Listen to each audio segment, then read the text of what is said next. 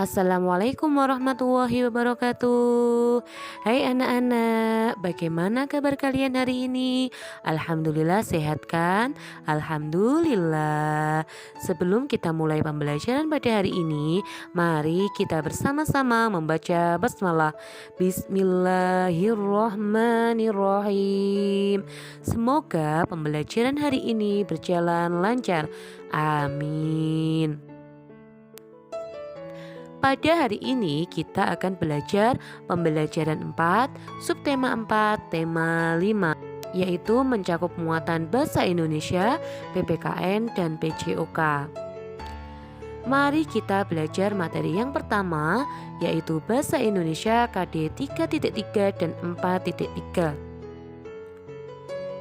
Selain sebagai bahan membuat prakarya, kain flanel juga dapat dijadikan bahan pembuat jaket.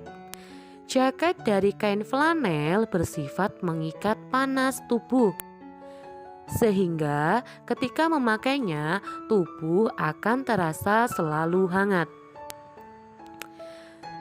Nah, biasanya orang-orang memakai jaket ketika musim hujan. Saat musim hujan, udara menjadi dingin, sehingga orang-orang membutuhkan pakaian yang dapat menghangatkan tubuhnya. Lalu, apa yang dimaksud dengan musim? Seperti yang sudah Ustazah jelaskan pada materi pembelajaran 3 kemarin, bahwa musim adalah suatu peristiwa di bumi yang berubah dalam jangka waktu setengah tahun atau 1 tahun dengan pengaruh kondisi bumi dalam hal kelembapan udara dan suhu. Selain itu, musim merupakan peristiwa yang terjadi pada setiap tahun yang berdasarkan kondisi cuaca dalam jarak dan waktu tertentu.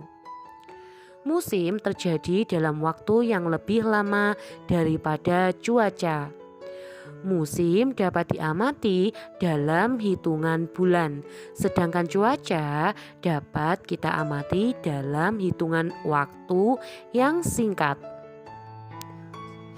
Selain itu, ada juga perbedaan musim di belahan bumi utara dan selatan. Perbedaan itu terjadi karena rotasi bumi. Nah, di wilayah Khatulistiwa seperti di Indonesia, dalam setahun hanya terbagi menjadi 2 musim, sehingga masing-masing musim terjadi selama 6 bulan. Musim-musim yang ada di daerah Khatulistiwa yaitu musim kemarau dan musim penghujan.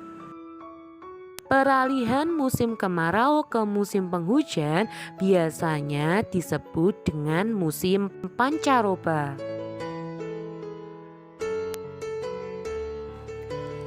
Sekarang kita memasuki materi PPKN KD 3.4 dan 4.4.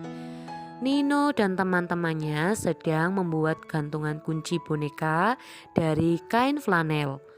Membuat boneka dari kain flanel dilakukan dengan menjahit kain flanel sehingga membentuk sebuah boneka. Ketika menjahit, jari Tommy tidak sengaja tertusuk jarum. Jari Tommy mengeluarkan darah. Nino kemudian mengambilkan kotak P3K untuk Tommy. Di kotak P3K itu ada berbagai obat. AB membantu Tommy membersihkan luka tusukan jarum itu.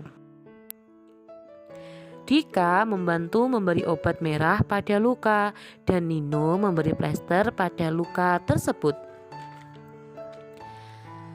Semua bersemangat membantu Tommy. Kini luka Tommy sudah diobati. Tommy juga akan lebih berhati-hati lagi ketika menggunakan jarum jahit. Tommy tidak lupa mengucapkan terima kasih kepada teman-temannya karena sudah membantu merawat lukanya. Nah, sikap mereka perlu kalian tiru karena sikap mereka menunjukkan sikap persatuan. Sikap persatuan akan terjaga jika setiap orang mau peduli, saling menolong, dan kerja sama. Sekarang Ustazah tanya, apakah kalian sudah menerapkan sikap persatuan yang seperti Tommy lakukan dengan teman-temannya?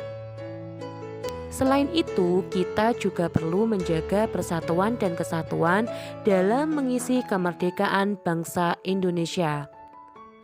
Karena dengan menjaga persatuan dan kesatuan, maka bangsa Indonesia bisa tetap kuat, aman, tentram, sehingga seluruh rakyat bisa bahu-membahu untuk membuat Indonesia menjadi negara yang sejahtera dan semakin maju.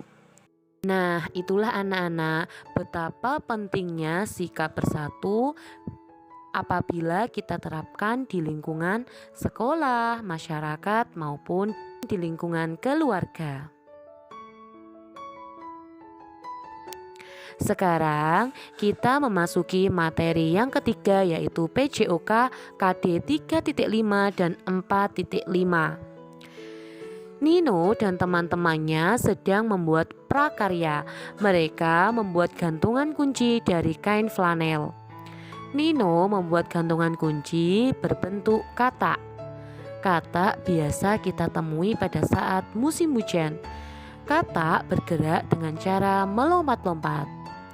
Kemarin kalian sudah ya nak ya mempraktekkan gerakan melompat seperti katak. Nah, di sini dalam kegiatan olahraga, melompat juga digunakan dalam gerakan senam.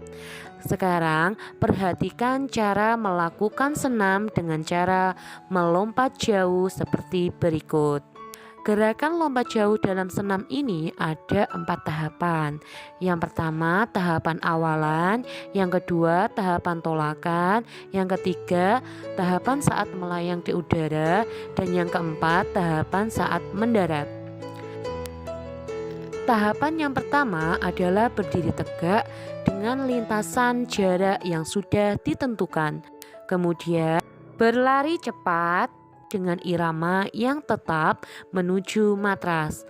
Selanjutnya, setelah kurang lebih 4 langkah dari matras, berkonsentrasi pada tumpuan dengan tidak mengurangi kecepatan. Selanjutnya, tahapan yang kedua adalah tolakan. Tolakan dilakukan dengan satu kaki yang paling kuat. Tolakan yang benar adalah posisi kaki saat menolak berada sebelum papan tolakan atau di atas papan tolakan. Selanjutnya, tahapan yang ketiga adalah saat melayang di udara. Setelah menumpu, kaki diayunkan jauh ke depan dengan lutut ditekuk membentuk sudut lebih dari 90 derajat. Kemudian, badan ketika melayang ditegakkan dan sebelum pendaratan, badan dibungkukkan ke depan serta kedua kaki diluruskan ke depan untuk pendaratan. Lalu, tahapan yang terakhir adalah tahapan mendarat. Saat mendarat, kedua kaki akan menyentuh matras dan kedua tangan dan kepala ke depan. Bersamaan dengan itu, memegang lutut dan menggeserkan pinggangnya ke depan. Pendaratan yang sempurna bila sikap badan hampir duduk dan tidak jatuh ke belakang. Alhamdulillah, materi pembelajaran 4, subtema 4, tema 5 sudah selesai. Semoga ilmunya bermanfaat. Amin. Wassalamualaikum warahmatullahi wabarakatuh.